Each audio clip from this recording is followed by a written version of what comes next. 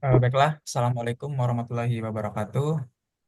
Kami dari Waalaikumsalam kami dari Komisi warahmatullahi satu wabarakatuh. akan menjelaskan mengenai rancangan pelaksanaan layanan RPL dari SMP Negeri 60 Palembang, yang di mana RPL ini sudah kami modifikasi dari RPL sebelumnya.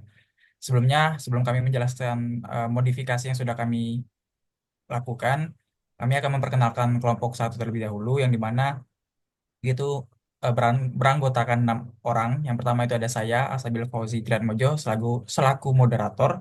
Yang kedua itu ada Ade Indasari. Yang ketiga itu ada Anissa Rosa. Yang keempat itu ada Amelia Saparingga. Yang kelima itu ada Alzafira Nadia. Yang keenam itu ada Kesi Gracia Simanung Khalid. Oke, langsung saja kami akan menjelaskan mengenai modifikasi terkait RPL bimbingan klasikal. Kalau dilihat di share screen, di bagian sebelah kanan itu ada RPL yang belum dimodifikasi. Boleh di scroll ke bawah.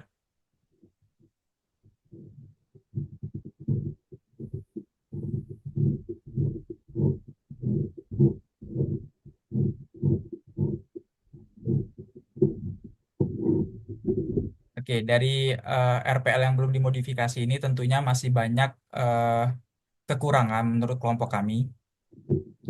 Nah, dari kekurangan-kekurangan inilah kami sudah modifikasi menjadi RPL yang lebih lengkap lagi. Yang dimana RPL versi modifikasinya ada di sebelah kiri.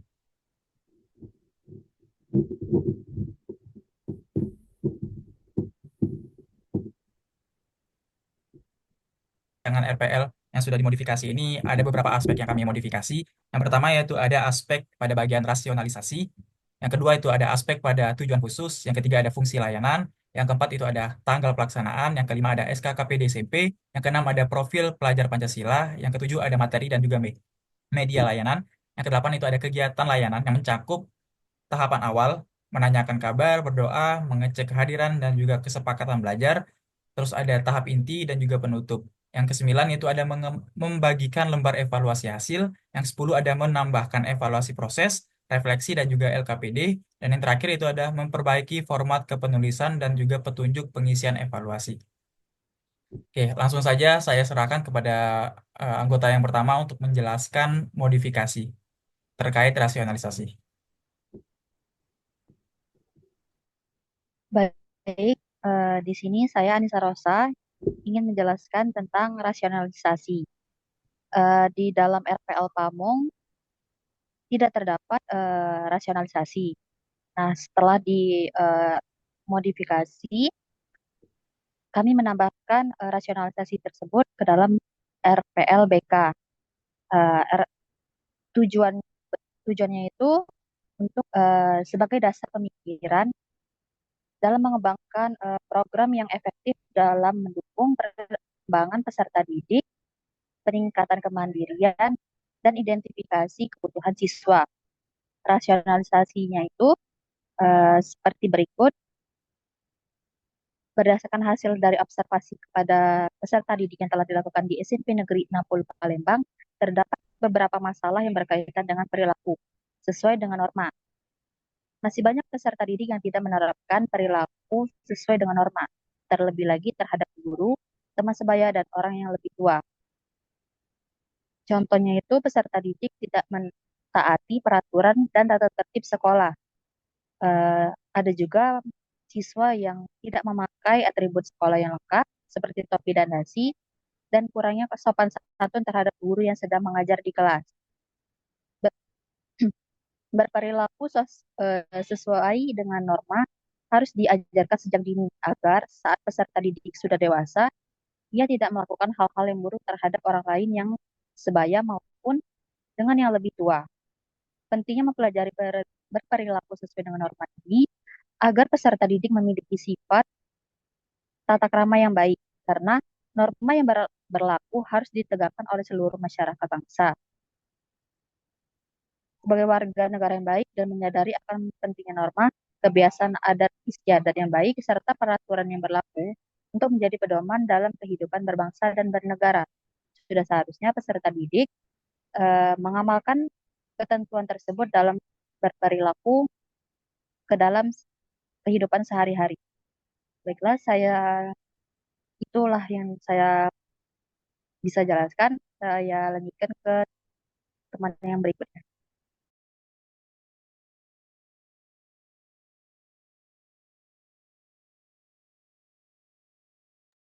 Oke, baik. Selanjutnya itu penjelasan mengenai terkait RPL layanan yang sudah dimodifikasi. Pada anggota kelompok yang menjelaskan dipersilakan.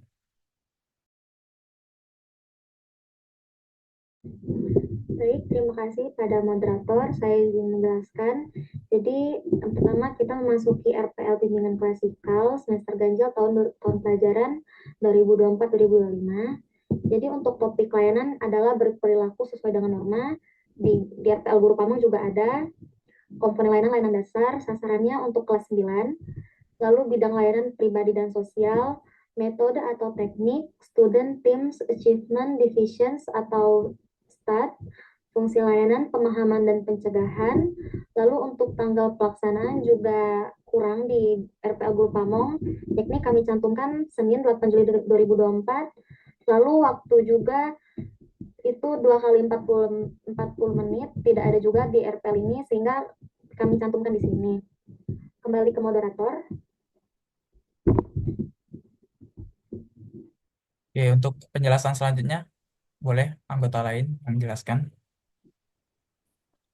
Baiklah, terima kasih moderator. Selanjutnya yaitu ada tujuan RPL, di mana di RPL Guru Pamong belum dicantumkan tujuan dari RPL tersebut. Di sini kami memodifikasi tujuan RPL tersebut. Tujuan RPL ini dirumuskan berdasarkan dengan SKKPD. SKKPD itu adalah standar kompetensi keterampilan peserta didik. Tujuan di sini di mana tujuan dari RPL ini menggunakan taksonomi Bloom gunanya untuk mengevaluasi mutu dan efektivitas dari pelaksanaan layanan tersebut.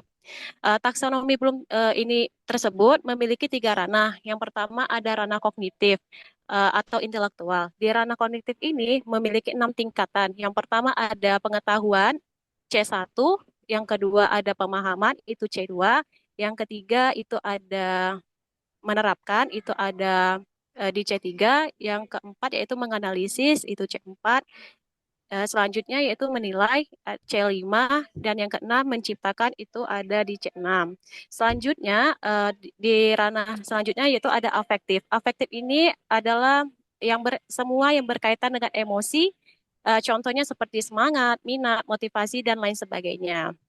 Di sini mempunyai 3 tingkatan. Yang pertama yaitu ada penerimaan, diberikan kode dengan A1, yang kedua yaitu responsif, itu diberi kode dengan A2, selanjutnya yaitu ada nilai yang dianut atau menghargai, itu ada di A3, yang keempat karakteristik ada di A4, yang selanjutnya karakterisasi ada di A5. Selanjutnya ada ranah psikomotorik. Psikomotorik di sini meliputi gerakan atau kemampuan fisik yang dilakukan oleh peserta didik atau dapat diasah jika sering dilakukan. Di sini memiliki 5 tingkatan. Yang pertama meniru itu diberi kode P1, manipulasi P2, yang ketiga yaitu ada presesi atau P3, selanjutnya yaitu ada artikulasi P4, dan yang kelima ada naturalisasi atau P5. Jadi, tujuan dari layanan ini dirumuskan berdasarkan SKKPD dan taksonomi Bloom yang digunakan. Yang pertama, tujuannya itu peserta didik mampu membedakan macam dan jenis norma.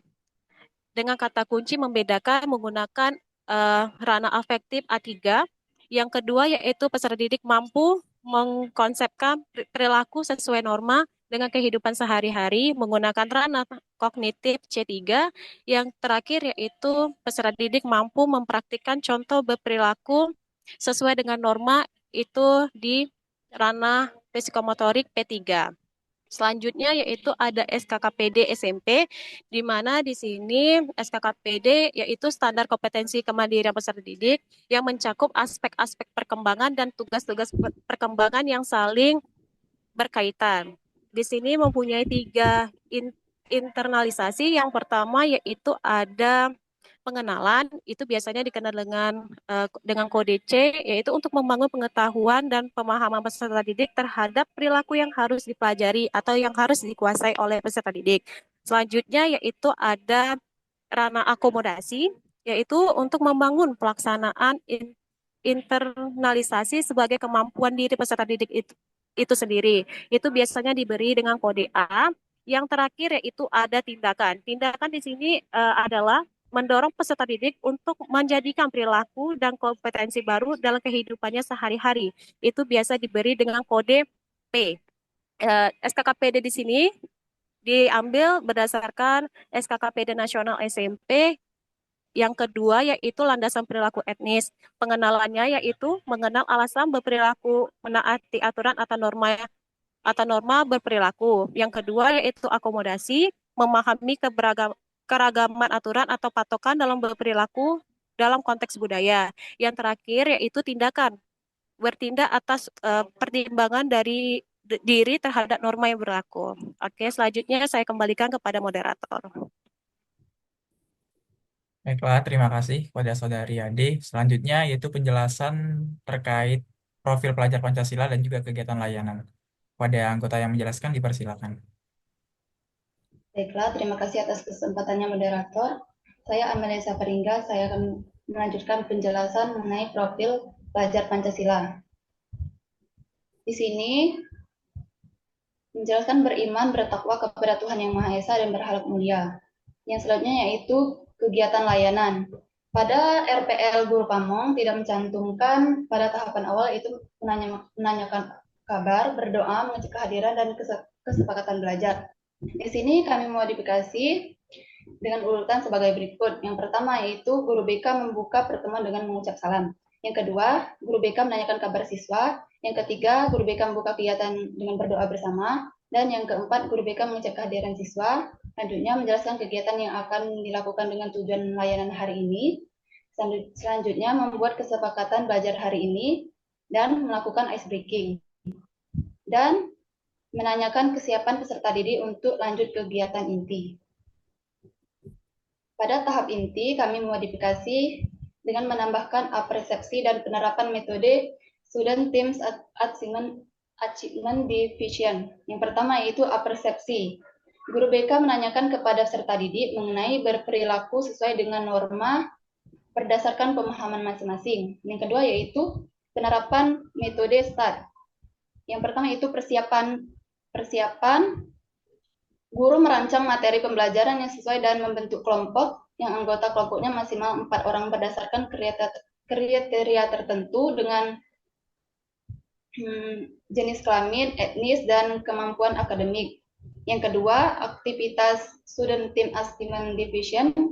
Yang pertama yaitu mengajar, yang kedua studi tim, yang ketiga ujian. Yang pertama yaitu mengajar. Guru BK menyajikan media PPT yang telah dipersiapkan sebelumnya dan menyampaikan materi layanan tersebut. Serta didik diminta untuk mengamati PPT yang ditayangkan dan mengamati guru BK menyampaikan materi layanan. Yang kedua, studi tim. Guru BK membentuk kelompok serta didik dan serta didik belajar dalam kelompok untuk memahami materi. Yang kedua, guru BK memberi tugas kepada kelompok untuk dikerjakan oleh anggota kelompok, lalu diberikan kuis setelah diskusi kelompok.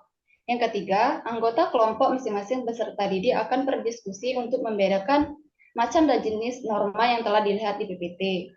Dan yang keempat, setelah mengetahui macam dan jenis norma, guru BK meminta peserta didik untuk mengkonsepkan perilaku sesuai norma dengan kehidupan sehari-hari dengan diskusi secara bersama-sama.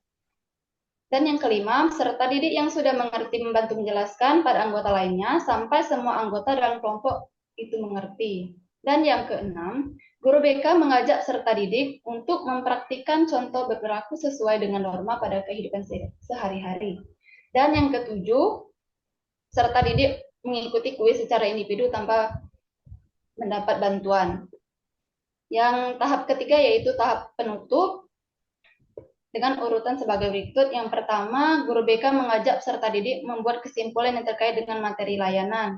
Yang kedua, guru BK memberikan penguatan dan menyampaikan secara menyampaikan rencana tindak lanjut atau RTL. Yang ketiga, guru BK memberikan apresiasi kepada siswa yang telah aktif dalam mengikuti kegiatan layanan. Dan yang keempat, guru BK membagikan lembar evaluasi hasil dan lembar LKPD, serta peserta didik melakukan refleksi dengan menulis di sticky note.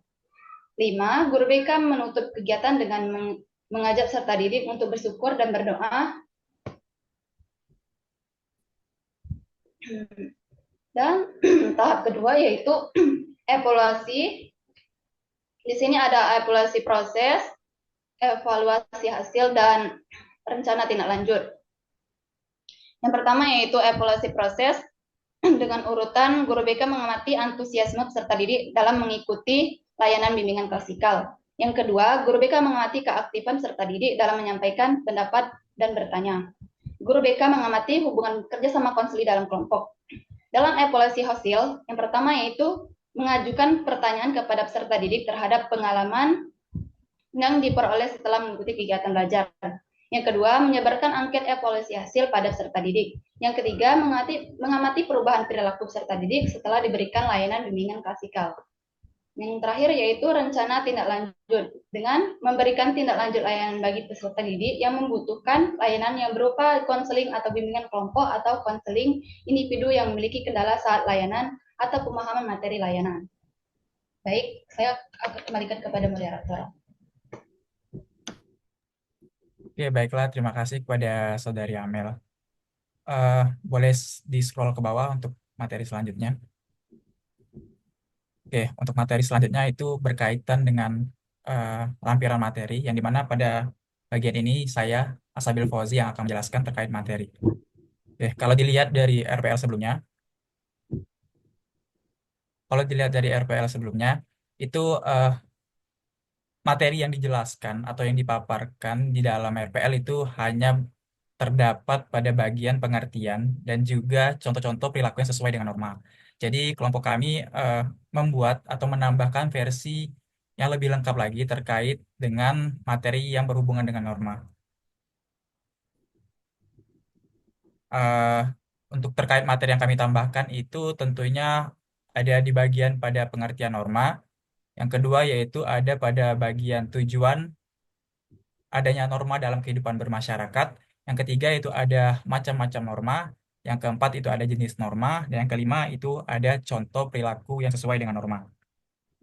Dari penambahan materi ini tentunya bertujuan agar peserta didik memiliki konsep dasar terlebih dahulu mengenai materi tentang norma. Jadi sebelum peserta didik mempraktikkan atau melakukan norma-norma yang sesuai dengan yang ada pada lingkungannya, kami memberikan konsep dasar terlebih dahulu agar mereka paham apa yang dimaksud dengan norma dan dalam bentuk-bentuk apa saja norma itu ada.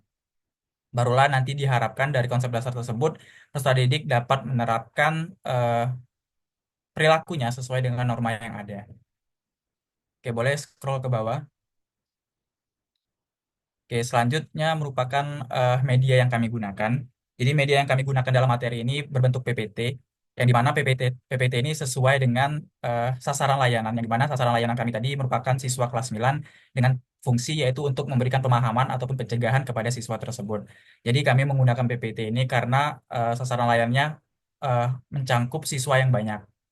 Dan juga media PPT ini sudah kami modifikasi dan sudah kami sesuaikan mulai dari bahasa yang digunakan, poin-poin yang dituliskan di dalam PPT, dan juga desain yang kami gunakan itu disesuaikan dengan kebutuhan peserta didik, yang dimana sasaran kami merupakan siswa kelas 9 SMP.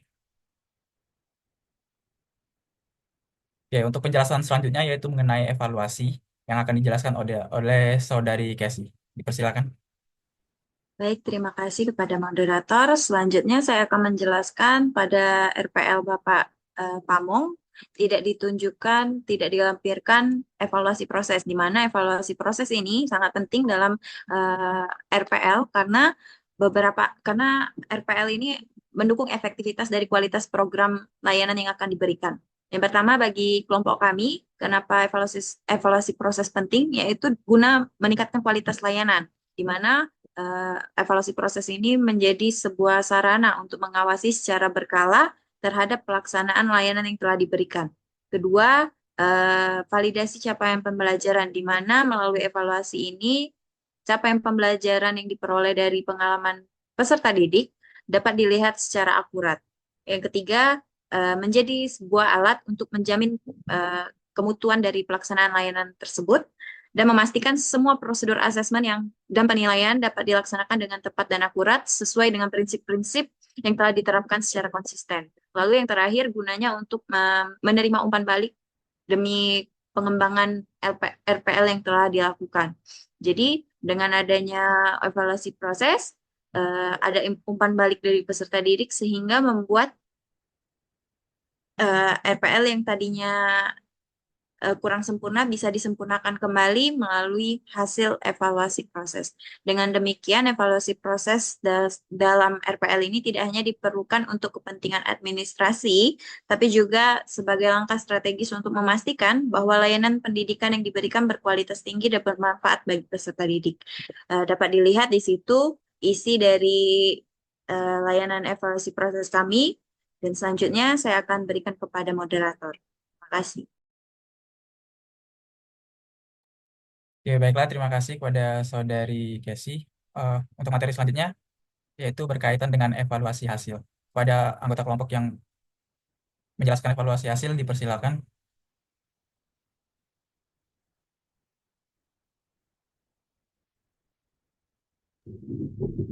Izin masuk, moderator. Jadi untuk evaluasi hasil sendiri pada RPL Guru Pamong memang dicantumkan, tetapi yang kami modifikasi yakni saya menambahkan petunjuk pengisian agar siswa memahami dengan baik skor-skor 1, 2, 3, 4. Kami juga menyamakan soal-soal dengan soal-soal yang kami modifikasi dengan yang asli. Jadi guna evaluasi hasil ini adalah agar guru BK itu mengetahui bagaimana umpan balik dari peserta didik mengenai layanan bimbingan klasikal yang dilakukan.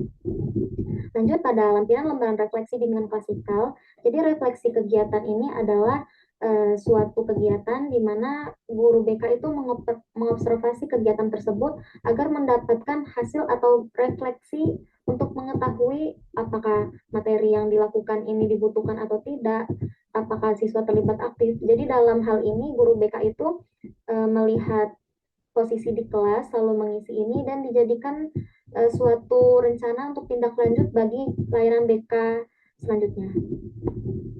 Lanjut kembali kepada moderator. Oke, selanjutnya yaitu lampiran terkait LKPD atau lembar kerja peserta didik, di mana pada RPL sebelumnya itu terdapat lembar kerja peserta didik, namun dengan format yang lebih simpel. Jadi kami memodifikasi terkait lembar kerja peserta didik ini menjadi lebih sesuai lagi dengan peserta didik, yang dimana tentunya untuk isi-isi dari lembar kerja peserta didik ini disesuaikan dengan materi layanan yang kami sampaikan tadi. Jadi dengan LKPD ini kami memiliki tujuan sesuai dengan yang dijelaskan sebelumnya. Yang pertama itu peserta didik mampu membedakan macam dan juga jenis dari norma tersebut. Yang kedua itu peserta didik mampu mengkonsepkan perilaku sesuai dengan kehidupan sehari-hari. Dan yang ketiga itu peserta didik mampu mempraktikkan contoh perilaku yang sesuai dengan norma. Nah, dari tujuan ini kami menjadikan lembar kerja ini menjadi 5 soal. Yang pertama yaitu ada jelaskan apa yang dimaksud dengan norma. Yang kedua yaitu menurut kalian apa tujuan adanya norma dalam kehidupan bermasyarakat dan coba jelaskan. Yang ketiga yaitu sebutkan apa yang membedakan macam dan juga jenis norma. Yang keempat adalah buatlah konsep berupa bagan tentang perilaku sesuai dengan norma dalam kehidupan sehari-hari. Yang kelima yaitu ada apakah kamu dapat mempraktikkan contoh perilaku sesuai dengan norma dan bagaimana caranya.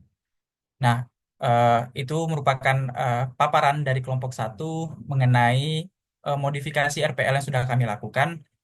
Kurang lebihnya eh, sudah kami jelaskan semuanya. Semoga apa yang kami sampaikan bisa eh, bermanfaat buat teman-teman atau dosen yang menonton video ini. Sekian dari kelompok 1, kami akhiri. Wassalamualaikum warahmatullahi wabarakatuh.